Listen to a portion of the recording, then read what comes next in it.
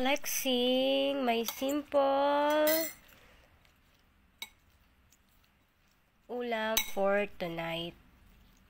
Ito, yummy ginisang Baguio beans with inihaw na bangus. Yan, sarap nito guys, na may sausawan, inihaw. Yan. Itong inihaw na fish, galing to sa aking sis, na bunso na si Daday. Siyempre, nagluto ko ng gulay. Nag-craving kasi talaga ako dito. Tagal ko nang hindi ko makakain itong Baguio beans. And then, siyempre, ayan, may kape. Gusto ko lang siyang i-flex kasi sobrang sarap nito guys. Sobrang sarap ng ating ulam for today. Ayan. Baguio beans, let's eat! Ito ang aking mini vlog for today.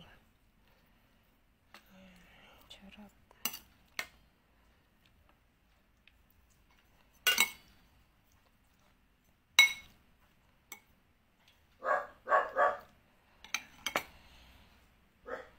O, diba? Sobrang sarap. Tapos may kape ka pa. Saan ka pa? Ayan yung kanin, no?